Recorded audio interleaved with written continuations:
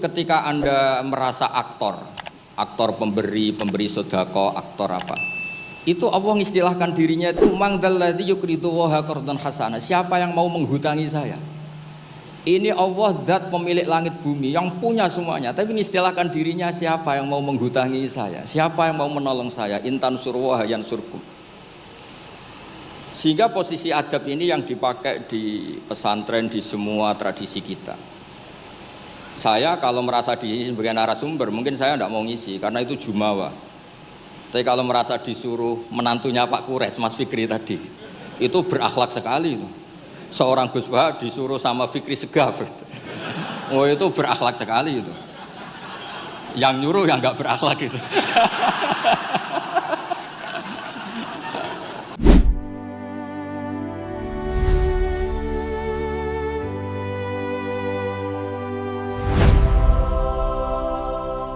Assalamualaikum warahmatullahi wabarakatuh. Alhamdulillahirabbil alamin wassalatu wassalamu ala asyrofil mursalin sayyidina maulana Muhammadin wa ala alihi washabihi ajmain amma ba'du. Niki nderekaken tuh ngikuti yang diinginkan Abi Kures. Terima kasih Pak Nazar karena sudah jenengan bingung semua. Jadi kalau jenengan ingin Islam legal formal ya ikut Pak Nazar karena Menteri Agama itu yang ngatur Islam secara legal formal. Kalau ikut saya berarti ya ilegal. Saya tadi guyon sama Pak Kures, menantunya itu bangga karena mertuanya bisa maksa Gus Bak datang ke sini. Begini ya, jadi neladani Rasulullah itu yang gampang-gampang saja. Nabi itu dalam keseharian itu biasa sekali, tapi hasilnya luar biasa. Kalau jenengan semua memang benar-benar biasa itu. Nah itu juga bagus karena nggak ingin nyaingi apa Nabi. Itu Mbah Mun guru saya sering bilang, Islam tuh nggak pernah trauma sama orang kayak jenengan. Traumanya itu sama orang khusyuk, orang bener itu bikin trauma Islam itu. Karena yang ngaku Nabi, yang aneh-aneh itu, yang kayak Nabi mesti yang khusyuk-khusyuk. Yang kayak jenengan tuh mesti tidak bisa. Karena untuk jadi kiai saja orang tidak percaya, apalagi jadi Nabi itu. Jadi maka bersyukurlah, karena Anda tidak mungkin mengaku sebagai Nabi apa? Palsu. Karena untuk jadi kiai saja orang nggak percaya. Saya tadi pagi saya setiap kesini itu mesti ngaji dulu di Begi. Jadi setahun itu pasti sudah lebih dari 3 kali. Bedanya nggak ketemu jenengan. Begini, saya tadi ngaji sama bareng-bareng Pak TGB. Beliau baca Itqon, saya baca Al-Muhaddam. Ini saya cerita yang ringan-ringan. Sekarang kan baru rame misalnya ajaran akhlak. Allah sendiri itu kalau boleh dibahasakan itu paling berakhlak. Saya beri sekian contoh betapa Allah itu sangat menata tata krama. Kata Allah, saya ini Tuhan. Inni haramtu zulma ala nafsi wa ja'altuhu bainakum muharraman. Kedoliman itu saya larang, bukan pada kalian saja. Saya sendiri melarang diri saya berlaku apa? Dolim. Terus Allah diceritakan oleh Rasulullah SAW. Kata Nabi, Innallaha hayyun karim. Allah itu pemalu. Jadi malu, ini ada Pak Lukman Hakim. Malu kalau ada orang mengangkat tangan kemudian nggak diijabahi. Saya malu, orang itu sudah ngangkat tangannya, sudah gini kok enggak saya kasih. Terus contoh lagi, ketika Anda merasa aktor pemberi sedekah, aktor apa? Itu Allah mengistilahkan dirinya itu mangdalladzi yuqridu waha qardan hasana. Siapa yang mau menghutangi saya? Ini Allah zat pemilik langit bumi yang punya semuanya, tapi mengistilahkan dirinya siapa yang mau menghutangi saya? Siapa yang mau menolong saya? Intan surwa yansurkum. Sehingga posisi adab ini yang dipakai di pesantren, di semua tradisi kita. Saya kalau merasa di sebagai narasumber, mungkin saya tidak mau ngisi karena itu jumawa.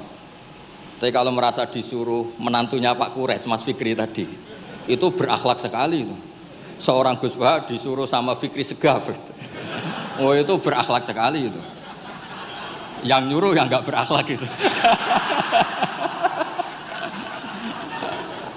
Ya Pak Alwi siap itu, keponakan antum itu yang nggak berakhlak itu. Jadi Dulu Islam itu segampang itu. Di kitab Bukhari diterangkan,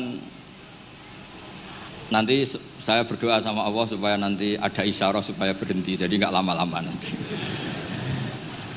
Nabi itu nggak jaga image, Nabi itu pernah jalan-jalan. Kebetulan saat itu mau haji. Itu dicegat sama perempuan, Imra'atun bin Khosam. Itu ceritanya semuanya seputar manusia. Imra'atun bin Khosam ini cantik sekali. Kendali untanya Nabi dipegang, terus kata Imra'atun bin Khosam, ya Rasulullah, inna faridatahu ala ibadi adrokat abi syekhon kabiron.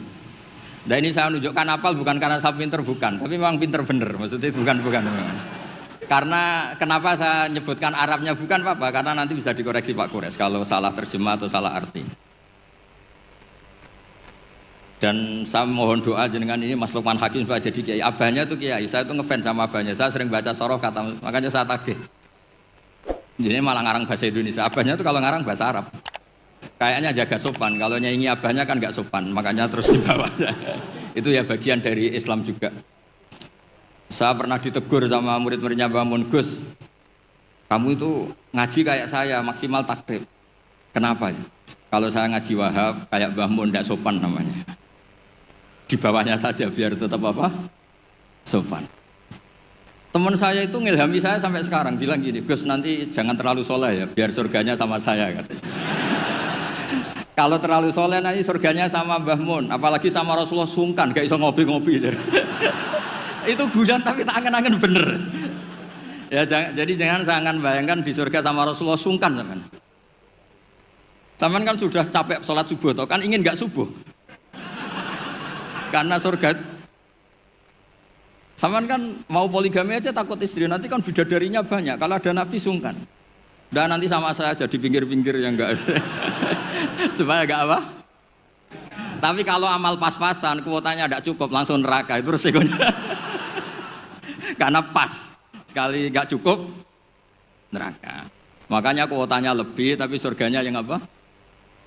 Biasa aja. Imra'atun bin Khosam itu cantik.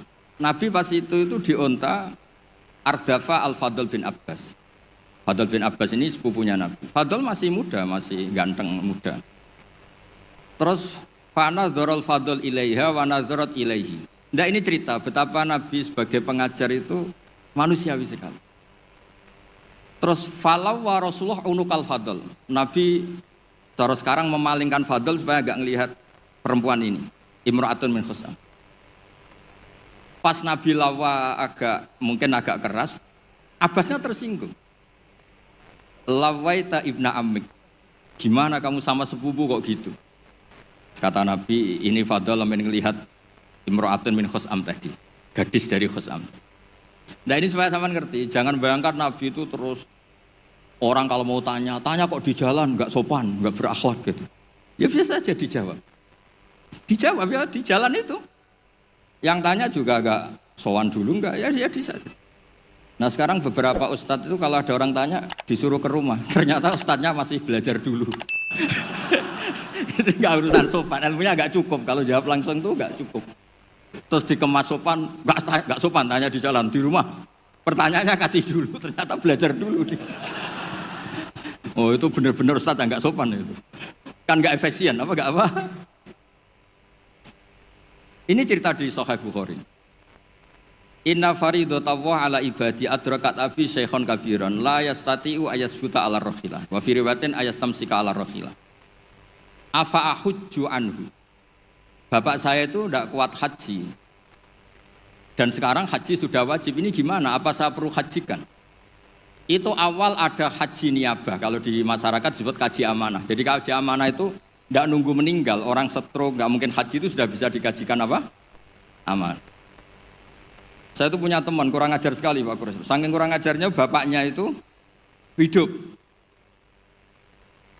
Bapak kamu kajikan plus, mahal kok kaji plus, masih 400 juta.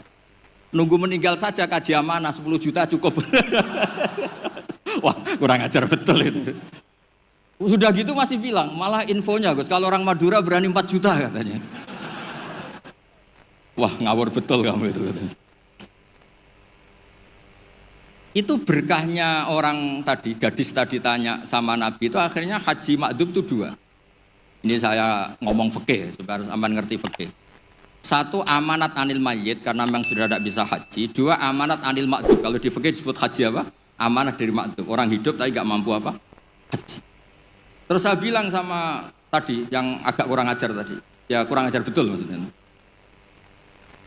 Sini, bapak kamu biar memutuskan haji sekarang meskipun stroke masih bisa ngomong, masih Gus, masih ingat hartanya masih Gus. Suruh haji sekarang, di makdum sekarang. Pak, jenengan harus haji karena mampu, tapi itu enggak iso, amanah Pak. Ternyata amanah kalau masih hidup itu mahal, jual Innova. Walhasil terus sudah dihajikan amanah, orang itu meninggal. Mendingan mati Gus, murah, tadi masih mahal. Terus saya bilang gini, nah ini saya ngomong fikih biar Mas Fikri itu nggak salah lah, milih dewan pakar saya itu nggak salah, memang kayaknya memang kredibel ini. Saya sudah pamit sama Abi Gures. Itu di Sajaratul Ma'arif ada babu dzikri manaqiban nafsi, babu dzikri rajuli manaqiban nafsi. Bab seseorang itu boleh menyebut kelebihan dirinya kalau itu untuk kepentingan umat. Buktinya Nabi Yusuf ngendikan inni hafidun alim, urusan keuangan pasrahkan saya, inni hafidun alim. Dan semua Nabi mesti ngendikan inni lakum nasihun amin, saya ini orang yang punya niat baik. Jadi kata bapak saya kalau didik saya, tawadhu haram zaman akhir. Kenapa? Karena itu bentuk gak tanggung jawab. Disuruh mimpin negara gak mau, ngimami masjid gak mau, disuruh mulang gak mau. Ternyata karena gak mau tanggung jawab. Jadi tawaduk sama gak tanggung jawab itu bedanya sedikit. Sampean tawaduk apa gak tanggung jawab? Iya kan banyak orang tuh gak berani nyai. Wah saya dereng sakit gini, tapi komen. Kacau itu. Saya teruskan. Sehingga dulu yang dialami Nabi itu ya biasa. Sampai di Bukhari dibabkan berkali-kali. Babul futya fit thoriq. Bab Nabi itu biasa ngasih fatwa di jalan. Ada lagi dibabkan babu hajjil mar'ati anir rojuli. Biasanya di fikih itu kan pola ibadah lelaki sama perempuan kan beda. Tapi di bab haji niyabah, ini ada Buya Aksin Sakho. Itu perempuan boleh menghajikan bapaknya. Makanya diulang lagi babu hajjil mar'ati anir rojuli. Bab perempuan menghajikan lelaki. Kayak apa luar biasanya Nabi. Jadi Nabi itu kesehariannya biasa. Makanya Anda tidak usah khawatir misalnya di pesantren atau di komunitas Jawa atau di komunitas orang Timur, orang Indonesia. Mendidik akhlak, takut itu terlalu apa itu, gak usah khawatir. Allah sendiri itu yang paling sopan. Sampai bilang untuk dirinya sendiri, kataba rabbukum ala nafsihir rahmah. Kataba itu mengharuskan, Allah itu mengharuskan dirinya untuk berbuat kasih sayang. Coba orang diwajib-wajibkan itu kan berat. Kayak sampean tak suruh-suruh itu kan berat. Tapi Allah menyuruh dirinya, aujaba ala nafsih, kataba rabbukum ala nafsihir rahmah. Makanya saya kalau baca Quran tuh sering nangis. Cara boleh dibahasakan tuh sekesatria itu, Allah ngelola alam raya ini. Makanya dulu tuh banyak ulama itu pede. Saya tadi jagungan sama Pak Kures. Ulama dulu tuh pede. Kalau mau mati itu senengnya minta ampun, seneng sekali. Nggak kayak jenengan, hidup gak berani, mati ya gak berani itu. Wah, itu kacau itu. Mati itu dulu, ini cerita orang dulu. Kenapa ada tarian Jalaluddin Ar-Rumi, tarian kematian, tapi tidak usah ditiru, nanti dianggap aliran sesat. Karena di Indonesia itu kalau aneh-aneh terus bisa di-SK aliran sesat. Meskipun Pak Menteri tadi sudah pulang, tapi kalau tahu sampean sesat langsung dikasih. Itu Jalaluddin Rumi, pas mau meninggal itu santri-santrinya nangis. Terus kata beliau, kamu harusnya nggak usah nangis, kamu harusnya seneng. Kamu punya guru yang sekarang mau ketemu sama yang sangat dicintai. Kamu itu santri bodoh betul, gurunya mau ketemu yang dicintai kok kamu nangis. Ayo, tertawa semua. Tapi kalau kamu praktekkan, di Bengkolang orang banyak kamu. Itu akhirnya santrinya senang gurunya. Alhamdulillah guruku meh mati, alhamdulillah. Tapi dilihat kematian adalah awal ketemu yang dicintai. Lah begitu itu ya bersanad. Ketika Bilal, Sayyidina Bilal itu mau meninggal, Itu orang sekelilingnya nangis. Beliau ya marah, jangan nangis. Ghadan nalqal ahibbah Muhammadan wa hisbah. Besok saya ini mau ketemu Rasulullah Muhammad. Kamu gak usah nangis. Ghadan nalqal ahibbah Muhammadan wa hisbah. Tapi mereka mengajarkan kebenaran itu rileks. Ya mengajarkan kebenaran itu rileks. Ini cerita sunnah Rasul yang mudah kita tiru. Sama nggak usah bayangkan jadi kiai sufi terus terkenal wali, repot. Bisa kiamat kalau yang jadi wali sampean. Saya keberatan, betul keberatan. Mungkin Pak Kures nggak apa-apa. Orang sepuh itu biasanya legowo, gak apa-apa yang wali kowe. Saya yang komplain. Nggak terima saya. Karena nggak lewat saya, kalau lewat saya lewat orang dalam. Dulu Nabi Ibrahim itu pernah ingin umur tua. Allahumma rzuqni umran tawilan itu. Ini cerita kalau Allah itu ngelola agama ini ya seni, enggak terlalu serius. Sama Allah itu enggak dijawab. Ada orang sepuh sowan ke Nabi Ibrahim dikasih anggur. Ketika dimakan dikunyah keluar lagi, ngalir lagi. Ketika dikunyah ngalir lagi keluar. Orangnya sepuh. Nabi Ibrahim langsung masuk kamar. Ya Allah, ini engkau nyindir saya. Hem kena nganti tua, ya senasib penguneku. Akhirnya, ya Allah, doa tadi enggak jadi. Gitu. Artinya segampang itu Allah jawab. Pernah Nabi Ibrahim itu didatangi malakul maut. Saya pernah cerita ini. Israel datang ke Ibrahim. Saya disuruh nyabut nyawa kamu. Nabi Ibrahim kan GR. Ya beliau kan Khalilur Rahman, makanya marah dia. Enggak mungkin, Allah enggak menginfo dulu sama saya. Kalau kamu mau cabut saya, kamu ngawur Israel. Makanya kalau kamu bisa ngawurkan Israel itu sanadnya sampai Nabi Ibrahim itu. Kalau berani. Ngawur kamu. Saya enggak dikasih info dulu. Hal ra'aita habiban yumitu habibah. Masa ada kekasih bunuh yang dikasih, ini enggak benar. Logika kamu enggak benar. Wah Israel kan enggak bisa debat ya. Enggak pernah kuliah, enggak pernah munakosah. Datang lagi, sowan ke Allah, ya Allah. Kata Nabi Ibrahim, kata Khaliluka, hal ra'aita habiban yumitu habibah. Masa kekasih bunuh yang dikasihin? Karena Ibrahim gelarnya kan Khalilur Rahman, apa Khalilur Rahman. Terus sama Allah, kamu bilang gini Israel kan enggak bisa mikir. Makanya ada orang itu ngeluh itu, Gus bapak saya pas di sawah kok mati. Mbok Israel itu biarin sampai rumah dulu, kenapa? Pas di sawah mati, di pematang sawah itu belum mati itu cerita ke saya, Gus Israel itu kasih tahu tuh, masa kan bisa bunuh di rumah kan bisa. Sembrono betul itu. Terus saya bilang sebetulnya ada, teori itu ada, tapi harus jadi nabi dulu. Masalahnya sekarang nabi sudah apa? Ditutup. Sebetulnya bisa kata saya itu. Terus akhirnya Ibrahim ini Israel dikasih tahu sama Allah. Bilang ke Ibrahim, hal ra'aita habiban yakrahu ayyalqa habibah. Dibalik logikanya.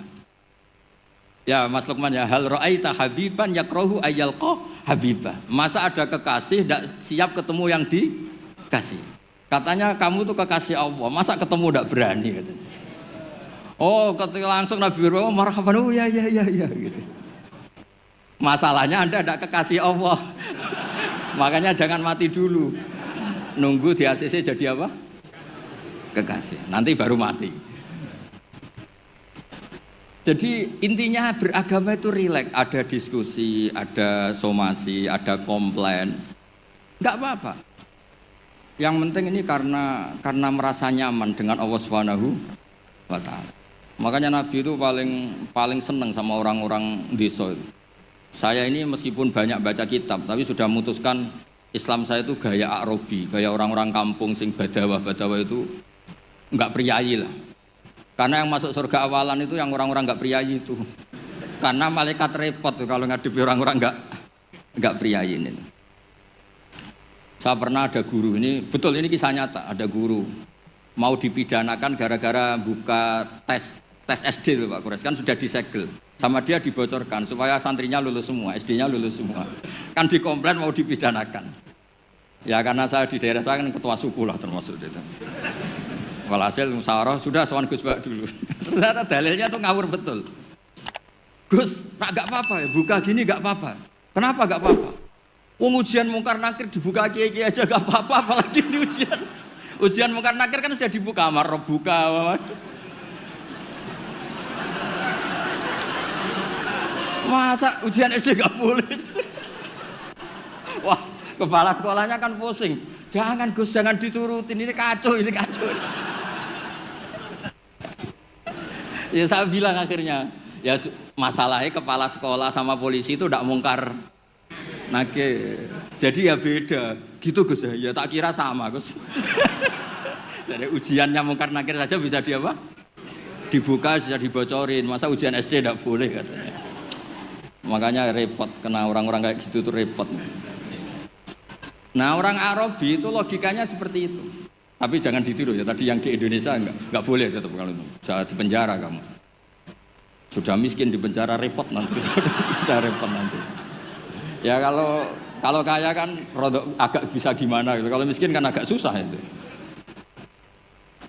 Ya agak gimana ya, agak gimana-mana pokoknya kalau itu segampang itu. Ada orang Arabi tadi saya jagungan sama Pak Kores. Tanya sama Allah, Rasul, ya Rasulullah, man tawalla hisabi, nanti yang ngurusi hisab saya itu siapa? Kata Nabi, Allah. Allah binafsi, Allah sendiri yang menghisab, bukan malaikat, bukan. Iya, jadi.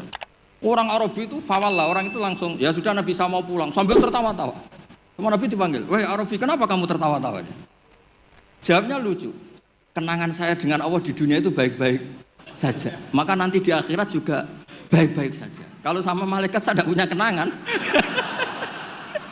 Loh itu Nabi komentar itu fakuhal Arabi, kamu pinter yo gitu.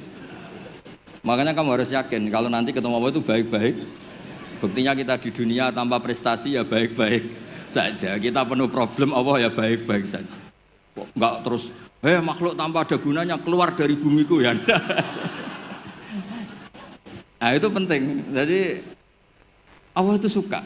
Makanya ada hadis ana indadzoni abdibi, saya ini terserah cara pandang hamba.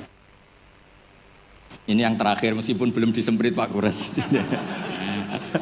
Sudah dapat izin.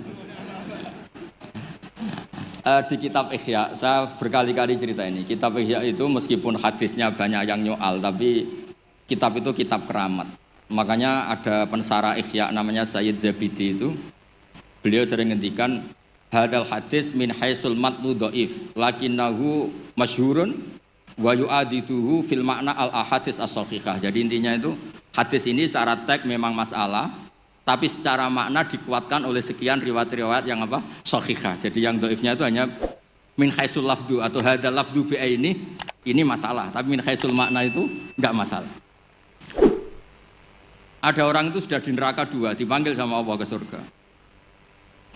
Allah itu tanyanya unik. Ini di terakhir kitab Ihya di kitab Ar-Raja.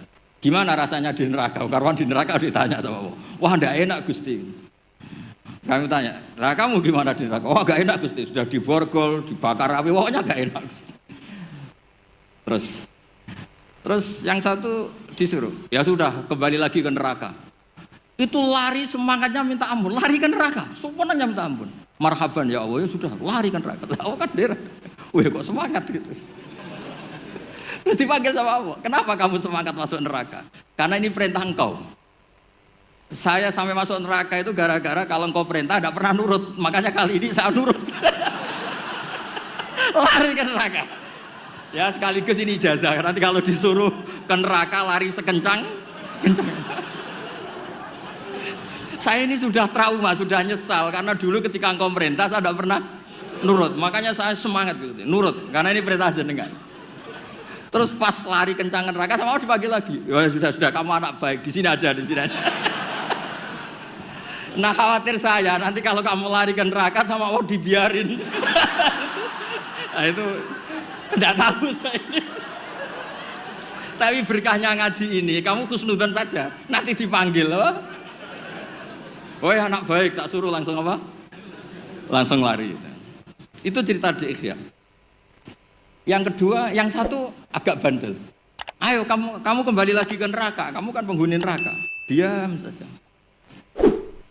Terus kenapa kamu diam? Teman kamu lari kok kamu diam?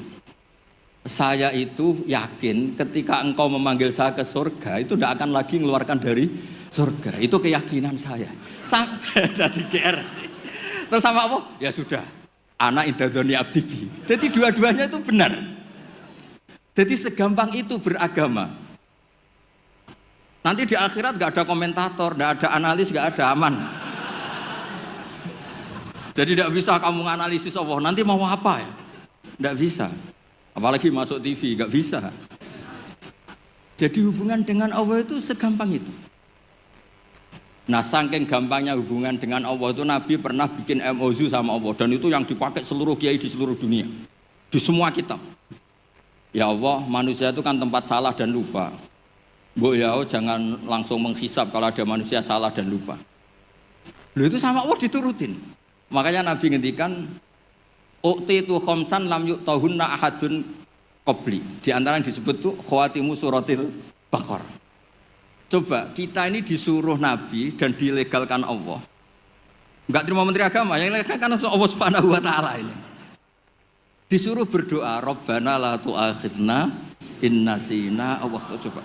Doa itu kan agak ngawur sebetulnya. Masa lupa atau salah minta dimaklumi. Coba kalau sampean punya manajer di kantor, Pak, kapan-kapan kalau datanya tak tumpahin teh maklumi ya. Oh, langsung di PHK kamu. Kapan-kapan kalau Bapak manggil dan saya lupa nggak datang, maklumi Pak ya. Oh, PHK.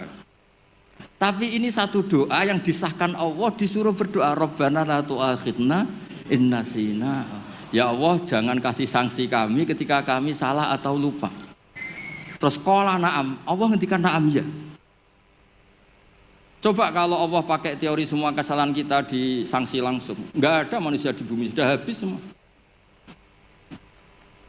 Wong khotib Jum'ah kelihatannya ibadah tapi nyindir tanggane. Kan yo repot. Orang sering itikaf di masjid, ternyata baru masalah dengan istrinya. Wan semuanya masalah. Ngustad kadang ya profesi lain nggak pernah prospek terus profesi ustad. Oh repot semua. Ada yang tidak ngustad, sok-sokan ikhlas, bertani, ternyata nggak pernah ngajar. Akhirnya satu kampung bodoh semua. Semuanya masalah. Dan kita diberi fasilitas Rabbana la tu'akhidna in nasina au akhta. Kayak apa baiknya hadatin? Makanya belum ada kata yang ngarang Hikam Ibnu Athaillah sekarang, enggak ada sebaik Allah. Kalau orang lain maklumi kamu karena enggak tahu borok kamu, tapi Allah ini tahu borok kamu, tahu salah kamu tapi tetap maklumi. Makanya mas sahibaka man sabika wa bi'ibika alim. Ini enggak ada yang nemani kamu, tahu aib kamu sebaik Allah. Makanya kitab Hikam itu ada kata-kata yang bagus. Innama akromaka jamilu satri. Ketika kamu terhormat itu sebetulnya saking pandai-pandainya Allah menutupi aib kamu. Coba misalnya rata-rata ini bapak-bapak, ibu-ibu nikah sama perempuan itu pilihan terakhir apa pilihan sejati? Terakhir kan? Coba itu kalau direkam, saya sebetulnya cinta ini, tapi nggak dapat ya dapatnya. Terus itu terekam, kayak apa prahara keluarga itu? Saya sebetulnya ingin ini, tapi nggak kesampaian, akhirnya sedapatnya. Istri kamu ya ada rekaman gitu, mertua kamu ya punya rekaman itu. Sebenarnya saya nggak suka sama mantu ini, tapi berkali-kali ikhtiar dapatnya ini. Coba kalau orang Indonesia mulai zaman Pak Karno sampai sekarang terekam. Wah, melihat Swiss atau Finlandia, negara semakmur itu, nyesal jadi orang Indonesia. Wah, bisa langsung dicabut tuh paspor kamu. Jadi semua kebaikan yang kita nikmati sebetulnya innama akromaka jamilu satri. Kita ini begitu terhormat karena baiknya Allah menutupi aib kita. Coba kalau aib kita dibuka, cara diskusi kita, logika kita dibuka. Ya contoh gampang suami istri. Rata-rata orang nikah itu pilihan terakhir apa pilihan sejati? Loh, jujur semua. Nah ini istri kamu udah datang, tenang saja. Semua perilaku sosial kita mesti begitu. Makanya innama akromaka jamilus satri. Makanya doa-doa kita mustur aurati wa amin rawati. Lah terus kitab Hikam mengajari kita begini. Ajhalun nas man taraka yaqina ma inda lidhonni ma indan nas. Bodoh-bodohnya orang itu yang meninggalkan keyakinan dirinya karena dia tahu betul tidak sesoleh itu. Hanya karena pencitraan atau komentar orang banyak. Misalnya gini, saya seorang ustadz. Mungkin orang lain ngira kan ustadz itu bersih, steril, gini-gini. Padahal si ustadz ini ngerti dia punya masa lalu, dia tidak maksum, dia tidak nabi. Harusnya dia itu lebih berkeyakinan tentang apa yang pernah dialami sehingga dia tetap sopan, tetap menghormati orang. Jangan menurut persangkaan orang banyak yang anggap dia itu bersih. Jadi misalnya gini, Anda dosen di IAIN atau UIN atau di pondok atau di kampus apa saja, atau Anda menteri, ada presiden, siapa saja. Sebetulnya kan setelah kita jadi dosen mungkin kita ngomong, oh ngajar itu ibadah, mencerdaskan bangsa gini-gini. Ternyata mungkin Anda ini cita-citanya itu jadi pengusaha, berhubung gagal daftar jadi dosen. Banyak tuh teman-teman saya yang jadi ustadz, Gus, aku bisnis bolak-balik gak kasil Gus, jadi ustadz malah jadi kiai. Kalau itu dibuka Allah semua habis. Misalnya keluarnya menteri, wah enak jadi menteri, ditegar-tegur tok mbek presiden. Kalau itu direkam, wong saya, ini cerita saya terakhir, saya itu pernah ketemu kiai sepuh Pak Guru, sepuh sekali, temannya bapak, datang ke saya. Agak kacau betul ini, mentang-mentang temannya bapak sama saya itu gak bosok, saya tetap cium tangan untuk temannya bapak. Pas rame-ramenya MUI ngaramkan rokok itu. Gus, saya ini mau tanya jenengan, kalau jenengan jawab haram tak lawan. Waduh, kalau jawab haram tak lawan katanya. Kalau jawab halal tak ikuti katanya. Yang saya senang dari cerita dua kiai sepuh ini begini, saya ini kiai sepuh Gus, saya ini hiburan saya itu rokok di pojok musola. Habis maghrib sampai jam 10. Kalau istri sudah tenang, tidak berontak baru pulang. Karena kalau belum ngantuk itu bawaannya ngomel kan. Ini yang cerita dua orang ini. Jadi hiburan saya itu rokok sama teman-teman musola. Tapi sekarang rokok diharamkan. Tolong kasih tahu MUI, Gus. Raro rasanya jadi kiai katanya. Kalau orang awam hiburan kan bisa lihat dangdut katanya, bisa saweran. Saya ini kan kiai, Gus, gak pantas. Hiburannya hanya rokok. Gitu aja kok diharamkan. Ya sudah bah, halal kata saya. Oh itu senengnya bukan main. Setelah itu kemana-mana bilang, kata Gus Pak halal. Waduh. Alasannya itu hiburannya katanya. Jadi saya semenjak jadi kiai itu ya sering dapat orderan fikih itu. Ya maksud saya beragama itu mudah, yuridu wa bikumul yusra wala yuridu bikumul usra. Jadi ana intadzoni abdi. Makanya sampean harus yang seneng, yang ceria. Karena ini untuk ngelawan setan.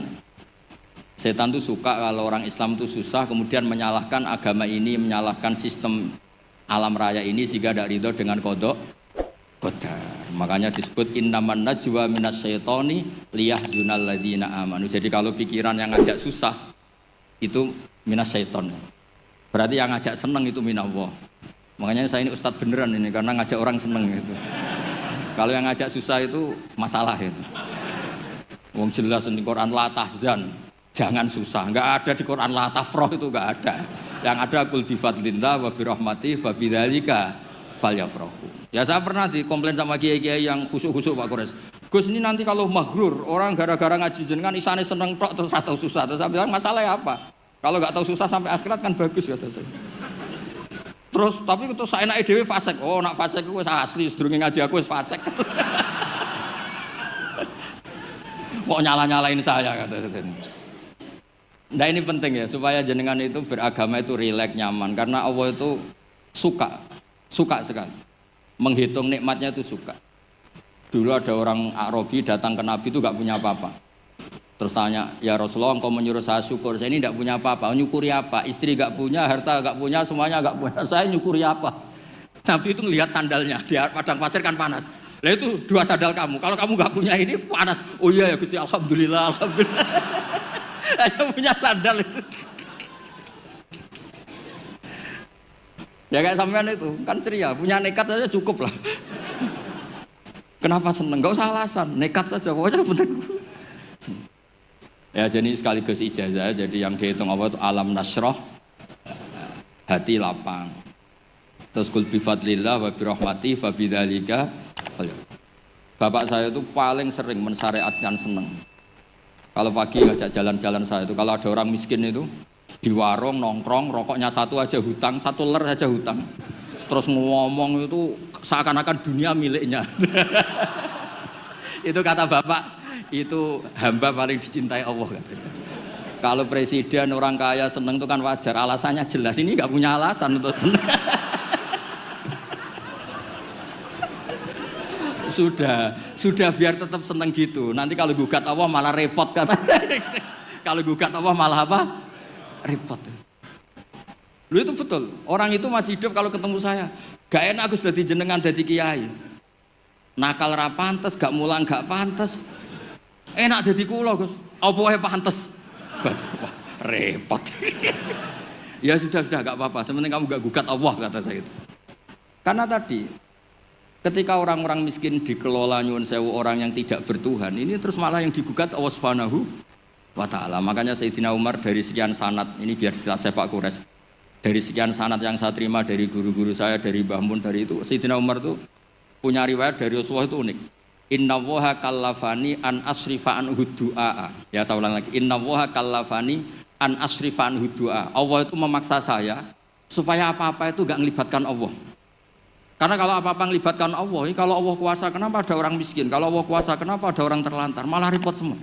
Orang dilatih Islam menyalahkan dirinya sendiri. Rabbana dzolamna anfusana. Makanya Umar terus pidato, jika ada orang yang tidak makmur ketika saya jadi khalifah, salahkan Umar, jangan nyalahkan Allah. Anda punya pemimpin yang tidak becus. Kalau Sayyidina Ali mirip cuma agak kacau. Diskusinya agak kacau. Tapi kacau ilmiah tetap bagus. Ada orang ngelapor, ya Ali, ketika kita dipimpin Umar, dipimpin Abu Bakar, Umar baik, kenapa setelah engkau pimpin kacau? Konflik, kata Ali, ketika Abu Bakar, Umar mimpin, itu rakyatnya baik-baik kayak saya.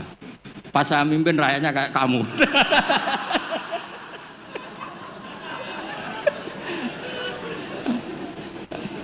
Makanya nanti kalau kamu nyalahkan saya, zaman Mbah Mun gini, zaman Gus Pak gini, pas Mbah Mun ngiyai, santrinya kayak saya. Pas saya ngiyai, santrinya kayak kamu. Ya, terus mungkin ini barokah, sekilo tutup ngangge Al-Fatihah.